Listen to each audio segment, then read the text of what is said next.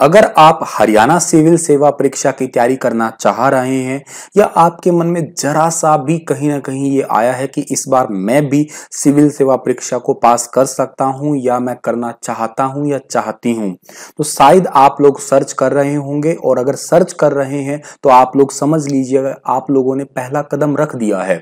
जी हाँ, अगर आप इस वीडियो को देख रहे हैं तो आप लोगों ने वो पहला कदम रख दिया है।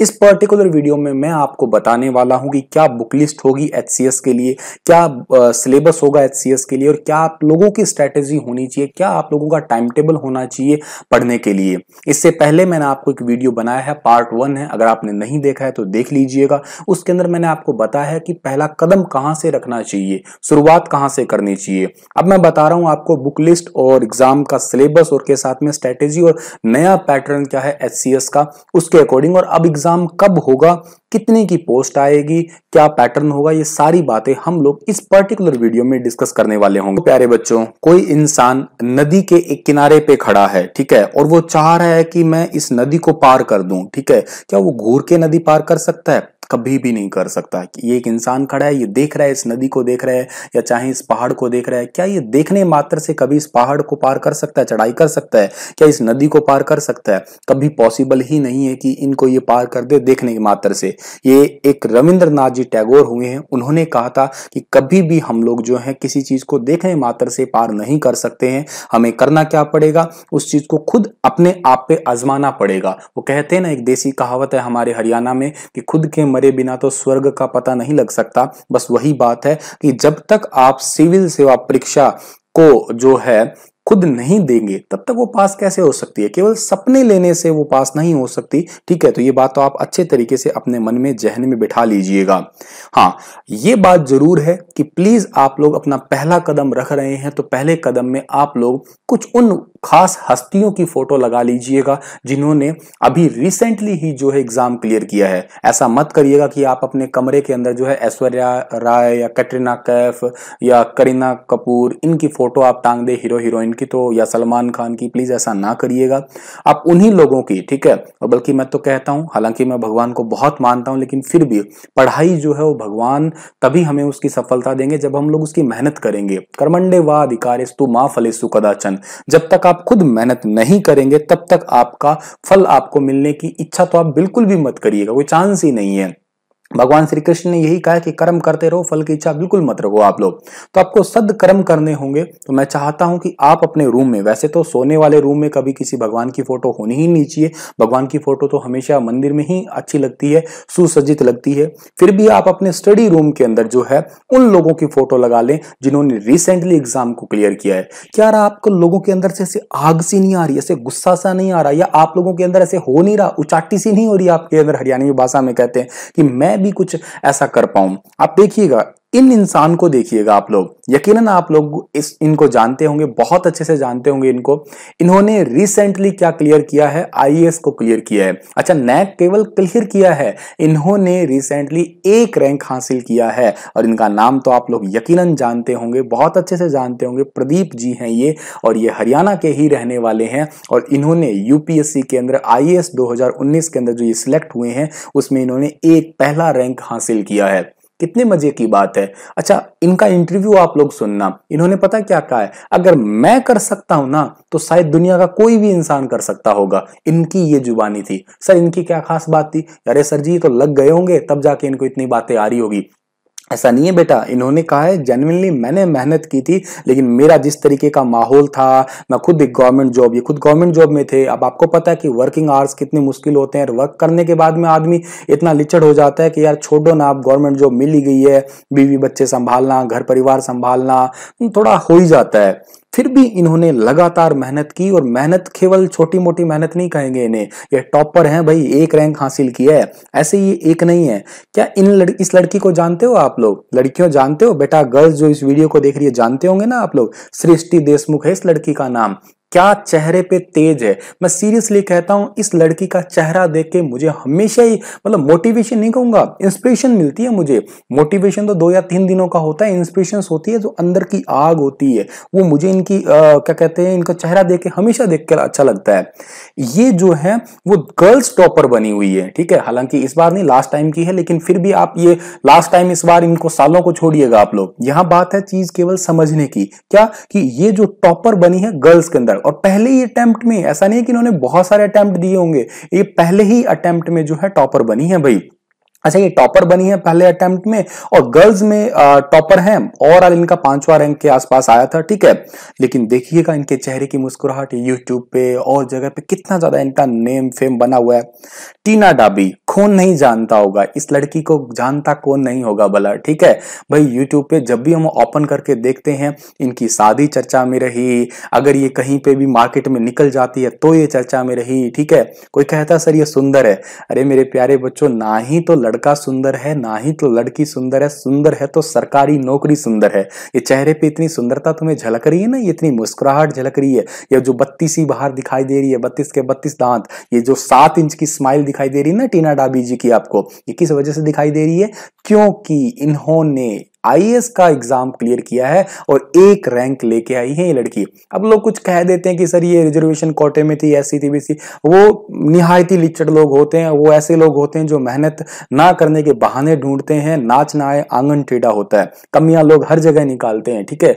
आप कमियां क्यों देख रहे हो, आप इनकी अच्छाई देखिएगा ना, ठीक है। आप इन लेवल तक पहुंचने की कोशिश कीजिएगा ना, दम है भाई बंदी के अंदर, तभी जाके वो वहां तक पहुंच पाई है। अब बुराई क्यों करें, आज इस पद पे हैं तो कितना अच्छा है। तारीफ करिए तो अंधभक्त बन के किसी नेता की ना करिए, तारीफ करिए तो वास्तव में इन हीरोज की करिएगा। ये हैं वास्तव में हीरो और हीरोइंस, ठीक है। इस लड़की को जानते हो आप लोग, ठीक है, इस लड़की को, अरे भाई एक मॉडलिंग एजेंसी में, ऐश्वर्या नाम की, आपको अच्छे से पता होगा कि एक मॉडलिंग के अंदर, मतलब जनरली जब इस लाइन में कोई लड़की आ जाती है तो उसका रुझान नेम फेम कुछ अलग ही तरीके का हो जाता है, और उसे जो है जनरली अपनी पोर्टफोलियो बनवाना, क्या कहते हैं, जनरली मेकअप सीरीज में जाना, या अच्छे तरीके से वॉक वगैरह करना, गाने शूट करना, उसी का ही रुझान हो जाता है। पर किस तरीके का माइंड मेकअप किया, किस तरीके का माइंड मेकअप किया कि 93 रैंक ले आई है, ठीक है। इंस्पिरेशन तो ये है, अंदर से आग तो ये लगा रहे हैं, मोटिवेट नहीं है, इंस्पिरेशन है ये अंदर की आग है जो आपको यहां तक क्या पहुंचा दे। इस लड़के को देखिएगा आप लोग, कितना मासूम सा चेहरा दिख रहा है, लेकिन आज ये केवल लड़का लड़का नहीं रह गया है भाई, ठीक है। आज तो प्रदीप जी कहेंगे इनका नाम हम लोग। कठिनाई क्या है, फाइनेंशियल प्रॉब्लम है इनकी, बहुत सारे प्रॉब्लम। अब लोग बताते हैं, गिनाते बहुत है, सर मेरे घर पे अगर पैसे होते तो शायद मैं आईएएस क्रैक कर जाता। अरे ऐसा ही नहीं है। देखो यहां से आपको क्या क्या एग्जांपल्स मिलते जा रहे हैं कि सर मेरे को कई अटेम्प्ट्स मिलेंगे, कई अटेम्प्ट्स मिलेंगे। तो सृष्टि देशमुख को देख लो, कोई अटेम्प्ट नहीं, कॉलेज के पढ़ते पढ़ते पढ़ते पहले ही अटेम्प्ट में क्लियर कर दिया इस लड़की ने, ठीक है। प्रदीप, कोई कहता है सर जी मैं गवर्नमेंट जॉब लगा हुआ हूं, और या मैं वर्किंग पर्सन हूं किसी भी तरीके से प्राइवेट गवर्नमेंट में, तो शायद मैं यूपीएससी, आईएएस या एचसीएस कैसे कर सकता हूं। प्रदीप जी उसका एक बढ़िया जीता जागता एग्जाम्पल है। टीना डाबी, ठीक है, टीना डाबी तो भाई मैं कहूंगा बहुत ही ज्यादा फेमस हुई थी, ठीक है। ये भी एक लड़की होने के नाते, या पहली बार में अटेम्प्ट क्लियर करना, इतना अच्छा रैंक लाना, ये भी अपने आप में एक मायने रखता है। 1 रैंक लेके आई थी ये लड़की, ठीक है। मॉडलिंग एजेंसी में, सर मेरा थोड़ा रुझान ही गाने का है, सिंगिंग का है, अगर मन में कसक होना कुछ करने की तो शायद इनसे आप सीख सकते हैं। फाइनेंशियल प्रॉब्लम होती है घर में, मतलब रोटी ढंग से नहीं होती है, यही कह लीजिए। खैर अभी तक जहां तक आप लोग इस वीडियो को देख रहे होंगे जो बच्चे, तो मैं मानता हूं कि ऐसा तो कोई होगा नहीं जिनको आगे आने वाले 50 दिन तक जो है खाने की प्रॉब्लम हो, ठीक है। ये वीडियो मैं प्यारे बच्चों, उन्हीं बच्चों के लिए बना रहा हूं जो वास्तव में कुछ करना चाहते हैं। कोई आलतू फालतू है, इधर उधर चक्कर काट रहे हैं या स्क्रॉल करते वीडियो देख पा रहे हैं, तो प्लीज इस वीडियो को छोड़ दीजिएगा। मुझे व्यूज से कोई मतलब नहीं है, मुझे मतलब है आप लोगों के करियर से, ठीक है। मैं भाई मेरे पास में जो एनर्जी है वो मैं अगर आप तक ट्रांसफर कर दूं तो उससे भला अच्छा हो ही क्या सकता है। अगर आप अच्छे नौकरी लग जाओ, कामयाब हो जाओ, कल को किसी अच्छे पद पे हो, आईएएस एचसीएस बने हो, तो मुझे वहां बैठे याद करो तो कितना अच्छा लगेगा। किसी ऑफिस में आप गए हो वहां पे, तो मैं आपको कॉल करके आपके पास में आ सकता हूं, आपको भी अच्छा लगेगा, मुझे भी अच्छा लगेगा, फिर मेरा ही तो बच्चा है ये। बस उसी हिसाब से मैं आप लोगों को बताने की कोशिश कर रहा हूं। अगर आप सीरियस एस्पिरेंट है तो प्लीज इस वीडियो को जरूर देखिएगा, कंटिन्यू रखिएगा। सीरियस नहीं है, आप वैसे ही चक्कर काट रहे हैं, तो प्लीज इस वीडियो को यहीं छोड़िएगा और अपनी मस्ती मारिएगा। बाकी यूट्यूब पे और बहुत सारा मसाला पड़ा है, आराम से गाने देखिएगा, मूवीज देखिएगा, मजे करिएगा आप लोग। फाइनेंशियल प्रॉब्लम अगर है फिर भी आप कर सकते हो, और कर नहीं सकते बहुत अच्छा कर सकते हो, 26 रैंक के साथ कर सकते हो। कितना मासूम सा बच्चा है, लेकिन आज ये आईएएस ऑफिसर अधिकारी सर बन चुके हैं हमारे। ये असंभव को संभव। कोई कहता है सर जी बहुत लंबा टाइम चाहिए यूपीएससी के लिए तो, या सिविल सर्विस के लिए, क्योंकि अब एचसीएस और यूपीएससी आईएएस कोई बहुत ज्यादा डिफरेंस नहीं रह गया है, ऑलमोस्ट सेम सा ही चीजें हैं। लेकिन आप हरियाणा के बच्चे हैं तो मैं आने वाले पेपर उस हिसाब से तैयारी बता रहा हूं आपको, आप दोनों ही कर सकते हैं इस वीडियो के माध्यम से समझ के। कितना लंबा टाइम चाहिए सर? बहुत लंबा टाइम चाहिए, साल चाहिए, 2 साल चाहिए, 3 साल चाहिए, ये भी बहाने बनाने वालों की बात होती है। एग्जाम्पल आपके सामने भी यहाँ पे भी है, ठीक है।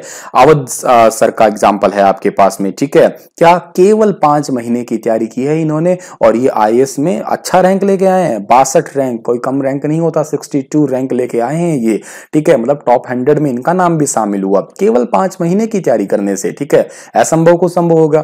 पर मैं यहाँ एक बात आपको बताना जरूर चाहूंगा, हो सकता है अवध सर का माइंड मेकअप कुछ अलग तरीके का हो, इनका जो है बेस अच्छे से क्लियर हो, इनका जुनून में पावर इतनी ज्यादा हो कि शायद किसी भी चीज को तोड़ सकती हो, पत्थर पहाड़ों को भी तोड़ सकती हो।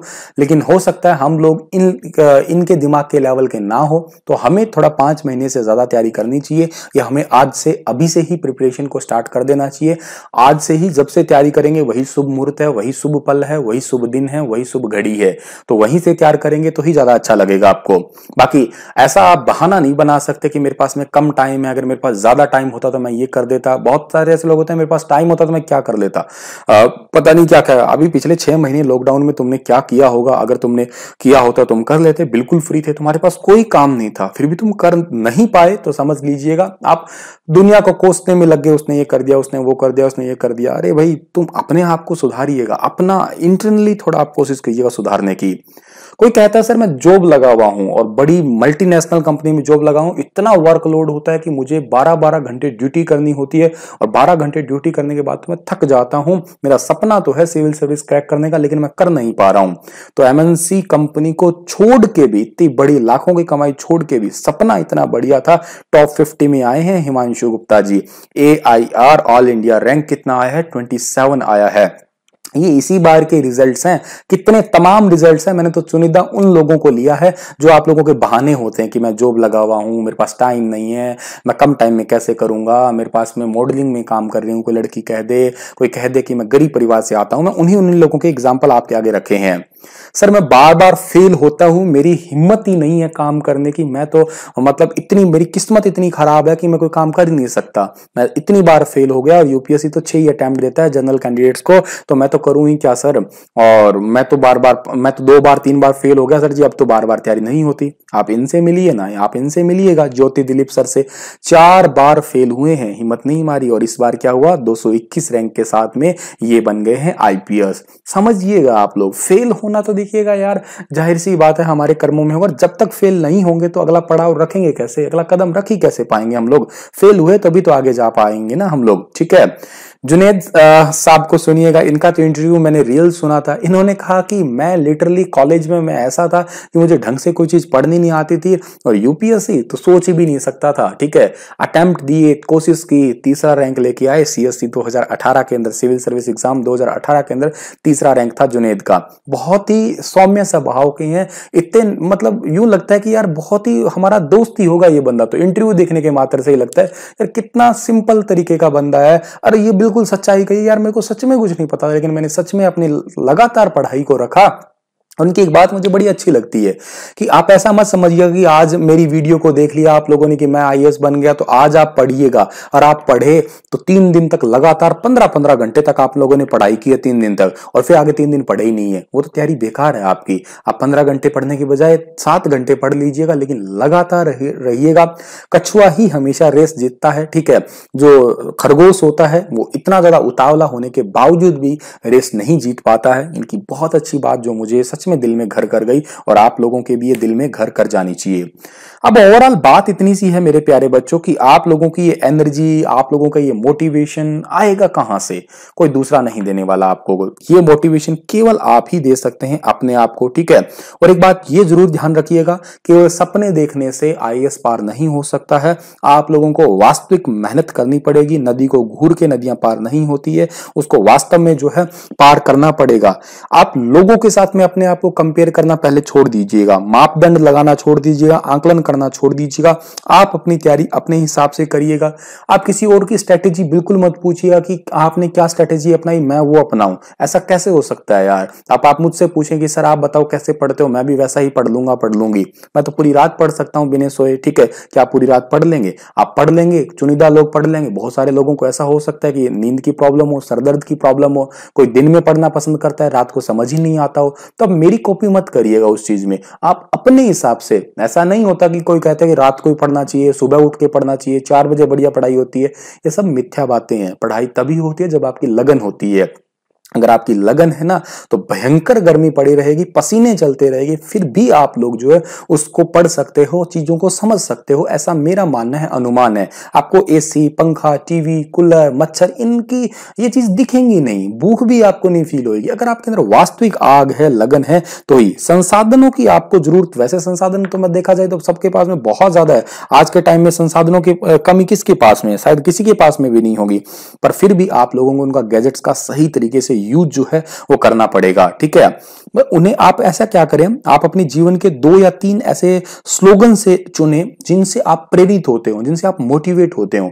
उन्हीं को आप एक कागज पे लिखें, ठीक है। और जहां आप पढ़ रहे हैं, ठीक है, उस जगह पे वो स्लोगन, वो कागज मतलब दीवार पे, टेबल पे रख दीजिएगा, जिनसे आप रियल में मोटिवेट होते हो। जिस लाइन से आप लोग, ठीक है, उस लाइन को, जैसे मेरे को एक लाइन बहुत अच्छी लगती है, क्या कि या तो जान लगा दो या जाने दो भाई, ठीक है भाई। एक ही, या तो जान लगा दो या जाने दो, ठीक है। अब नहीं तो कभी नहीं, पूछ के देख लो, मना तो है ही। मुझे लाइनें बड़ी अच्छी लगती है। ट्राई तो करके देख लें यार, फेल तो है ही, कोशिश तो करके देख लें। अब मैं कह रहा हूँ कि मैं वीडियो बना रहा हूँ, अब वीडियो बना रहा हूँ, क्या पता कोई देखेगा नहीं देखेगा, हो सकता है मेरे को कोई बावड़े सर है, क्या पता क्या ही बकरे होंगे। अब मैं बना तो लूं, क्या पता किसी के मन में आ ही जाए, क्या पता कोई वास्तव में पढ़ने लगी जाए, क्या पता किसके जीवन में ये बहुत ही अहम भूमिका निभा दे ये, ठीक है। तो प्लीज आप जो है अच्छे तरीके से याद रख लीजिएगा। जो आप लोगों को समझ में आएंगी, यही वो चीजें हैं जो आप लोगों को पार करवाएगी। संगत बहुत अच्छी होनी चाहिए आप लोगों की, यहाँ पे बहुत जरूरी चीज है। संगत आपकी ऐसे ही लोगों से होनी चाहिए जो आप लोगों को यहाँ तक पहुंचाने में निराशा ना हासिल करवाएं या हर रोज आपको डीमोटिवेट ना करें, ठीक है। क्योंकि बहुत सारे फेजेस का एग्जाम है, ठीक है। ऐसा तो है नहीं कि आप लोग एक एग्जाम दिए, 1 डे एग्जाम नहीं होता, ये टाइम लगता है आपको यहाँ पे पार करने में। तो चलिए आप लोगों को मैं बता देता हूं कि हरियाणा सिविल सर्विस एग्जाम की स्ट्रैटेजी क्या रहनी चाहिए आपकी, ठीक है। मतलब मेरे अकॉर्डिंग एज ए मेंटर, मैं आपके लिए ये नहीं कह रहा कि कॉपी करें, मैं एज ए मेंटर आप लोगों की हेल्प करने की कोशिश कर रहा हूं यहाँ पे। कुछ लोगों का लैप्साना जाने का सपना होता है तो जरूर जाइएगा भाई, ठीक है। लाल बहादुर शास्त्री एकेडमी, जो कि आप आसानी से इसको विजिट कर सकते हैं, बिल्कुल आसानी से मसूरी में जाके आप विजिट कर सकते हैं। बस हल्की सी आप लोगों की लगन होनी चाहिए। तो देखिएगा मेरे प्यारे बच्चों, अब सबसे पहली बात है कि ये व्हाट इज एचसीएस एग्जाम होता क्या है। इसे HPSC Haryana public service commission जो है इसे कंडक्ट करवाता है। हर साल ये कंडक्ट नहीं होता है, ठीक है। लेकिन अब आप मुझसे पूछे सर अब कब कंडक्ट होगा, तो जिस तरीके से इन्होंने पैटर्न में बदलाव किया है, जहां तक मुझे सूत्रों के हवाले से खबर मिली है, पंचकुला में मेरे स्टूडेंट जो लगे हुए हैं डिपार्टमेंट में, गवर्नमेंट जॉब लगे हुए हैं, तो उन लोगों से मेरी जहां तक बातचीत हुई है, वहां तक मैं खबर बताता हूं कि बहुत ही जल्द इस एचसीएस 2020 का नोटिफिकेशन आने वाला है। सर उन्होंने ये कहा है, इस बात को पक्का मत मानिएगा, लेकिन उनका कहना है कि बहुत ही जल्द नोटिफिकेशन आने वाला है। नियर अबाउट सितंबर तक नोटिफिकेशन, सितंबर के लास्ट या अक्टूबर के अंदर नोटिफिकेशन आ जाना चाहिए, जहां तक बात लग रही है।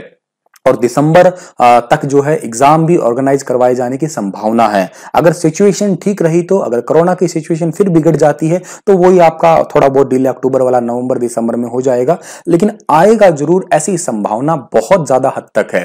टोटल पोस्ट कितनी आएगी, तो ऐसा माना जा रहा है तकरीबन 166 के आसपास पोस्ट आनी चाहिए। इसे थोड़ी बहुत प्लस या माइनस, ऐसा फिक्स नहीं है, बस जैसा कि मेरे स्टूडेंट ने बताया मैं आपको वैसी वैसी बात डिलीवर कर रहा हूं। लगभग इतनी पोस्ट जो है आनी चाहिए।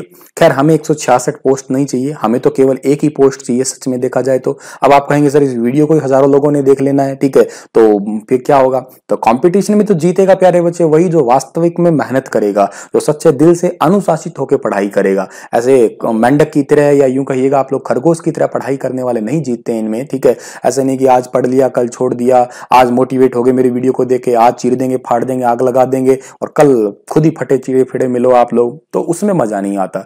आप इस एग्जाम की तैयारी तभी करना शुरू करना जब आप वास्तव में कर सकते हैं, वास्तव में कर तो आप सकते हैं, तो डाउट ही नहीं है इसमें, लेकिन वास्तव में आप अपने आप पे डिसिप्लिन अप्लाई कर सकते हैं। आप अपने फोन का लिमिटेड यूज कर सकते हैं, ठीक है, आप अपने फैमिली मेंबर्स का लिमिटेड आप बातें कर सकते हैं, या आप यूं कहिएगा आप आपका जहां पे भी टाइम वेस्ट होता है, मैं ये नहीं कहता फोन को छोड़ दीजिएगा, फोन यूज करिएगा, लेकिन बस आप ये ध्यान रखिएगा कि आप ज्यादातर वक्त बर्बाद ना करिएगा, ठीक है। ऐसा नहीं कि आप फालतू में स्क्रॉल करे जा रहे हैं फेसबुक को, फालतू में यूट्यूब स्क्रॉल करे जा रहे हैं, वो नहीं आपको शोभा देता उस चीज में। इसके लिए, इस एग्जाम के लिए आपको डिसिप्लिन मेंटेन रखना अपने लिए बहुत जरूरी है। अब ये जो एचसीएस एग्जाम है, ये भी आपका जो है जैसे यूपीएससी होता है 3 स्टेज का, वैसे ही एचसीएस भी आपका 3 ही स्टेज का होता है, ठीक है। मैं आपको नए पैटर्न के अकॉर्डिंग बात करूंगा। इसकी जो पहली स्टेज होती है प्यारे बच्चों, उसको हम लोग प्रीलिम्स कहते हैं, इसको प्री भी कहते हैं हम लोग, या प्रारंभिक परीक्षा कहते हैं हिंदी के अंदर, ठीक है। ऑब्जेक्टिव टाइप के पेपर होते हैं इसके अंदर, और इस एग्जाम के अंदर 2 क्वेश्चन पेपर्स होते हैं। पहला जो पेपर होता है आपका जनरल स्टडीज का होता है, सेकंड पेपर जो होता है सी सेट का होता है, और ये सी सेट अब बिल्कुल यूपीएससी जैसा ही होगा, जैसे यूपीएससी का पैटर्न है, बिल्कुल 100 नंबर के ही वैसे ही होंगे। दोनों ही पेपर होते हैं वो 100 नंबर के होते हैं आपके, ये याद रखिएगा आप लोग, ठीक है। और जो सी सेट होता है वो आप लोगों को, उसके अंदर कोई मार्क्स आपको ऐसा नहीं है कि आपको कट ऑफ वगैरह के अंदर आना जरूरी होता है, आपको केवल क्वालिफाई करना होता है 33% के साथ में, जो कि यूपीएससी के अंदर होता है, बिल्कुल वैसा इसके अंदर भी जो है आपका नाम शामिल हो गया है। हाँ, दोनों पेपर के अंदर आपको टाइम कितना अलॉट होता है, ठीक है, time allotted for each paper 2 hours, यानी कि 2-2 घंटे का, एक ही दिन में 2 परीक्षा होती है आपकी, 2 घंटे सुबह, मतलब आपको एक दिन में 4 घंटे तक एग्जाम में बैठना है, ठीक है, मतलब 4 घंटे लगातार आपको एग्जाम देना है, तो इस हद तक की आपकी प्रैक्टिस भी होनी बहुत जरूरी है। अच्छा, इसके लिए आपका क्या है कि नेगेटिव मार्किंग भी होगी 1/4 एज यूजुअल, जो जनरली किसी एग्जाम में आप रेलवे वगैरह में देखते हैं तो देखते ही होंगे। रेलवे में खैर मेरे ख्याल से कुछ एग्जाम्स में 1/3 भी की गई है, ठीक है, पर 1/4 एग्जाम नेगेटिव मार्किंग से आप लोग अच्छे से वाकिफ हैं। अब सर प्री का जो रिजल्ट आता है उसमें कितने की वैकेंसियों के अकॉर्डिंग वो कितने बच्चों को ले लेते हैं, तो तकरीबन 12 गुना ज्यादा बच्चों को लेते हैं वो, ठीक है भाई, जितनी भी वैकेंसी है उसका मल्टीप्लाई बाय 12 कर दीजिएगा, मतलब उतने बच्चों का वो प्री का एग्जाम क्लियर ले लेते हैं, ताकि आगे जो है सेकंड फेज और फिर फाइनल फेज भी होता है इंटरव्यू वगैरह का, क्योंकि यहाँ पे उन्हें अफसर लेना है, यहाँ पे उन्हें बावड़ी बूच नहीं इकट्ठे करने हैं, यहाँ पे उन्हें लस्सी नहीं लेनी, लस्सी में से जो मक्खन होता है ना वो लेना है, और मक्खन को भी 4-5 बार गर्म करके बढ़िया वाला घी लेना है, एक बूंद भी उसमें जो है लस्सी की ना रह जाए। यहाँ पे इस बात को जरूर ध्यान रखिएगा आप लोग। उन्हें लिक्चर लोग नहीं चाहिए, उन्हें आलसी लोग नहीं चाहिए, उन्हें चाहिए वास्तव में इस देश की या इस राज्य की सेवा कर सके। सिलेबस क्या होता है, तो एज यूजुअल सिलेबस आप लोगों को इस पीडीएफ फाइल में सेंड कर दूंगा अपने टेलीग्राम पे, तो आप इसे आसानी से पढ़ लीजिएगा बाद में, ठीक है। बाकी क्या होता है कि इसके अंदर जनरल साइंस होती है, ठीक है, जनरल साइंस होगी। अब जनरल साइंस कहां से पढ़नी है, इसकी बुक लिस्ट की अलग से स्लाइड है, बताता हूं। करंट इवेंट्स पढ़ने होंगे आपको, नेशनल भी, इंटरनेशनल भी, और हरियाणा की अगर आप तैयारी कर रहे हो तो आप लोगों को हरियाणा करंट अफेयर भी डेली पढ़ने होंगे हर हाल में। History of India, Indian national movement चाहिए आप लोगों को, ये पेपर प्री की बात कर रहा हूं मैं यहाँ पे। इंडियन एंड वर्ल्ड ज्योग्राफी चाहिए आप लोगों को, इंडियन कल्चर चाहिए, इंडियन पॉलिटी चाहिए, इंडियन इकोनॉमी चाहिए आपको, जनरल मेंटल एबिलिटी चाहिए आपको, हरियाणा इकोनॉमी चाहिए, हरियाणा जीके मतलब पूरी, हरियाणा का सोशल, हरियाणा का इकोनॉमिक, हरियाणा का कल्चर, हरियाणा के इंस्टीट्यूट, हरियाणा की लैंग्वेज, हरियाणा का करंट, हरियाणा का A to Z आपको चाहिए। यहाँ पे आपको मैं दावा करता हूं कि हरियाणा करंट अफेयर जो मैं डेली वीडियो बना रहा हूं उससे बाहर 100% नहीं आएगा, क्योंकि मैं जी जान लगा के वीडियो बना रहा हूं, हर एक चीज को, न्यूज तक को, इंटरव्यू लेवल तक के क्वेश्चन भी कवर कर रहा हूं मैं। ये क्वेश्चन हो सकता है इंटरव्यू में भी पूछ लिया जाए, एग्जाम में ना पूछा जाए तो हर रोज मैं 10 क्वेश्चनों का एक सेट लेके आता हूं। प्लीज आप daily video star IQ YouTube channel पे जरूर देखें, आपको उसका PDF भी मिलता है, वीडियो को देखें। मंथली भी वीडियो बनाता हूं मैं, 6 महीने की भी बनाता हूं, साल की भी बनाता हूं, पिछले जनवरी से लेकर अब तक की वीडियो कवर कर चुका हूं मैं, वीडियोज उनकी पड़ी है, PDF उनकी पड़ी है। आप स्टार IQ यूट्यूब चैनल पे जाइएगा, आसानी से आपको दिख जाएगी, मिल भी जाएगी। अच्छा, जनरल एप्टीट्यूड है, यहाँ पे जो सी सेट की बात हो रही है यहाँ पे, तो सब कुछ आपका 10th या 12th लेवल तक का ही रहता है, ठीक है।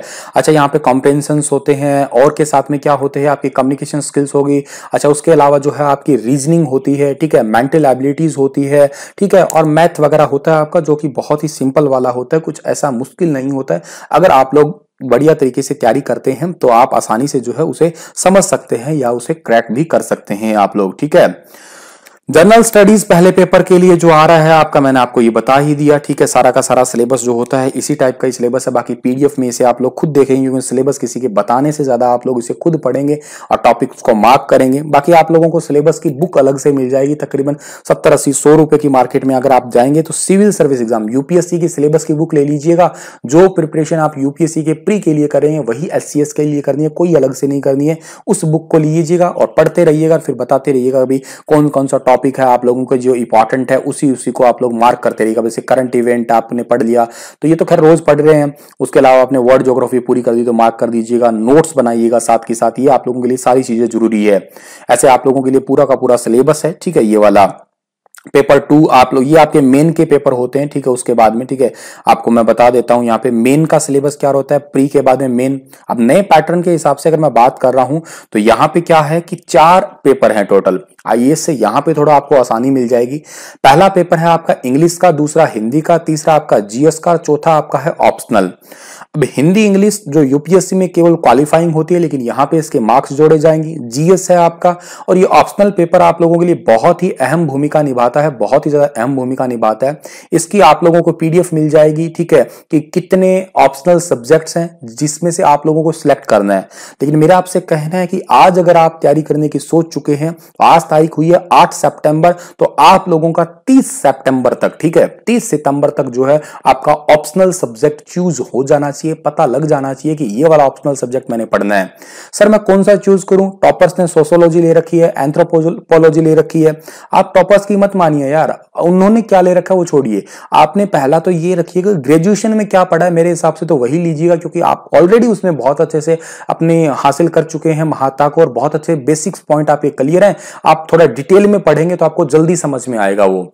फिर भी आपको लगता है बहुत प्रॉब्लम आती है, भी मान लेते हैं आपने हिस्ट्री ले लिया है अपने ग्रेजुएशन के दौरान, लेकिन आप लोगों का कभी दिल हुआ ही नहीं था हिस्ट्री पढ़ने का, तो आप क्या करिएगा कि बारी बारी 5-5, 4-4 दिन जो है ये बाकी geography, history, polity, sociology, anthropology पढ़ के देखिएगा, क्योंकि पढ़ने तो पढ़ेंगे ही।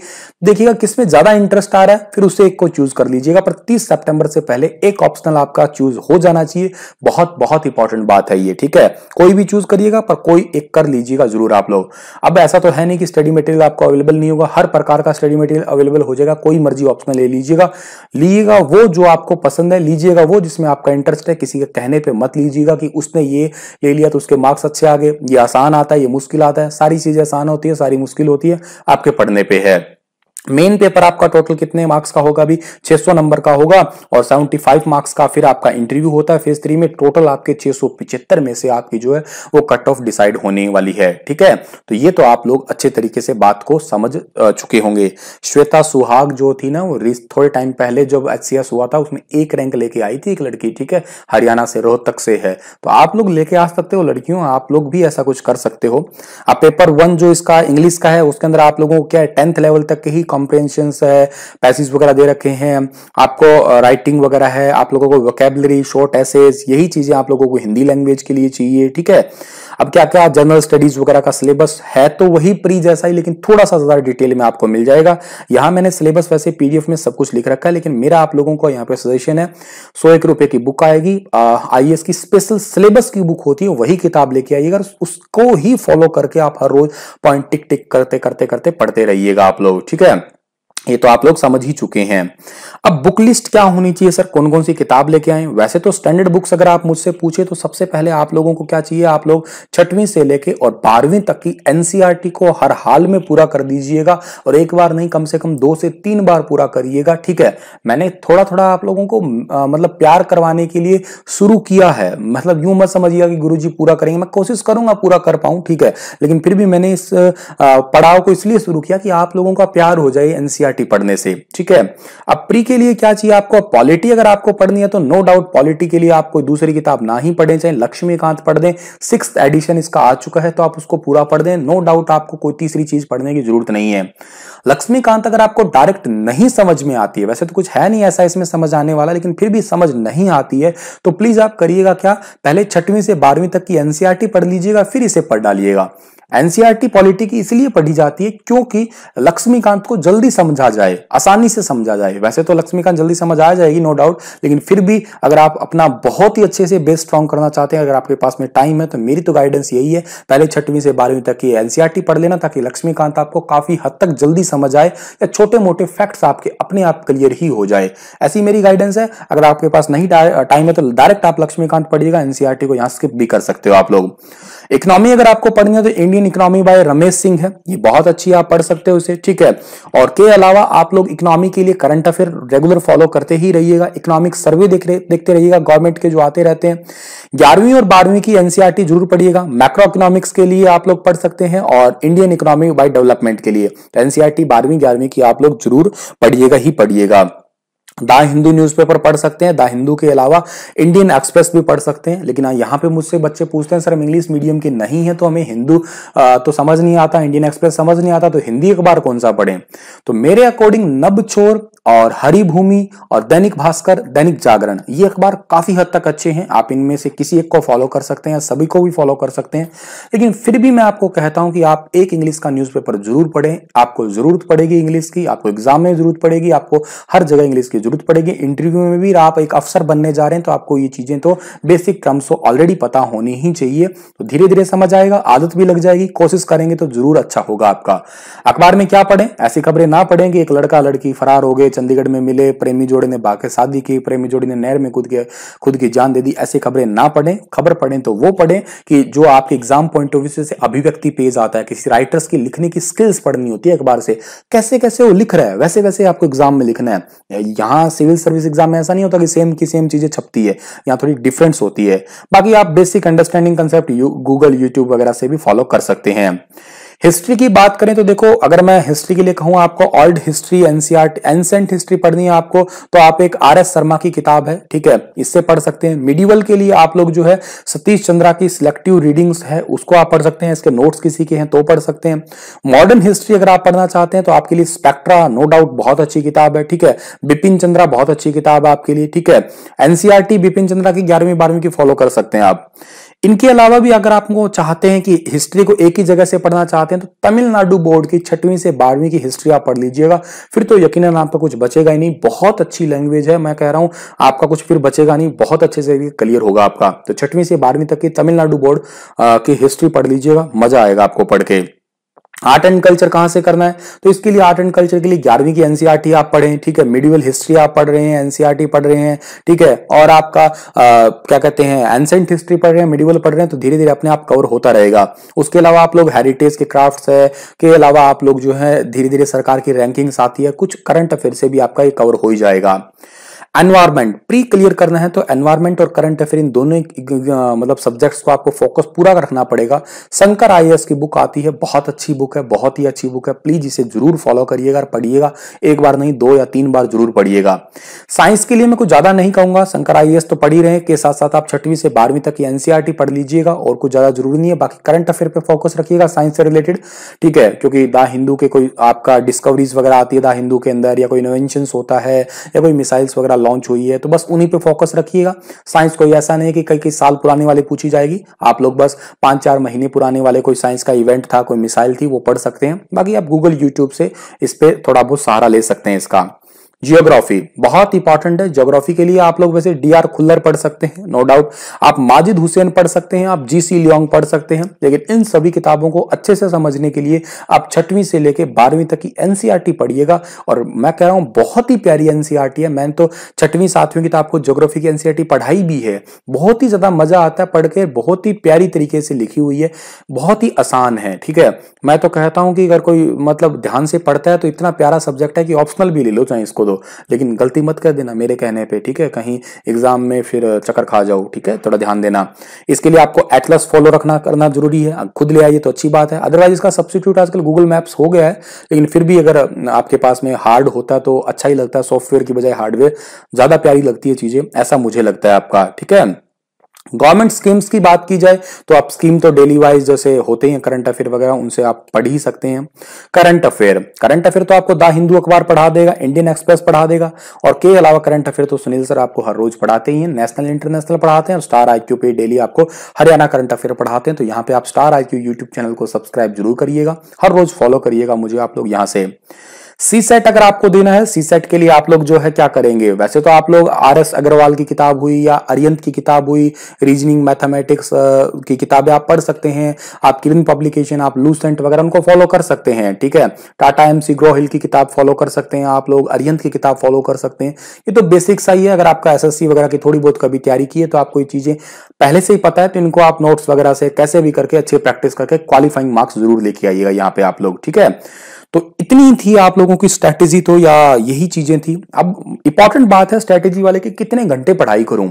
भगवान की भक्ति और पढ़ाई में मैं हर बार कहता हूं कोई टाइम नहीं देखा जाता, लेकिन फिर भी मैं चाहता हूं कि आप कम से कम, अगर सिविल सेवा परीक्षा की तैयारी कर रहे हैं तो कम से कम, आपको बता रहा हूं मैं, 7 घंटे से लेके और 10 घंटे के बीच में आपकी हर रोज, ऐसा नहीं है कि हर रोज पढ़ाई करना जरूरी है। एक दिन भी कंटिन्यूटी तोड़ दी तो गड़बड़ हो जाएगी।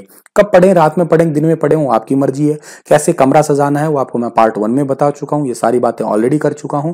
तो इतनी बातें आपको बता दी, फिर भी आपको कोई डाउट है तो आप मुझे कमेंट सेक्शन में लिख के पूछ सकते हैं, ठीक है। तो चलिए, धन्यवाद। हंसते रहना, मुस्कुराते रहना। उम्मीद है कि आप लोगों को चीजें समझ में आई और फोकस करके आप लोग अपनी पढ़ाई को निरंतर तैयारी करने की कोशिश भी करेंगे। मैं भी जितनी हो सकेगी मेरी तरफ से मदद करूंगा आप लोगों की, आप भी अपनी तरफ से अपनी मदद करने की कोशिश करिएगा। धन्यवाद।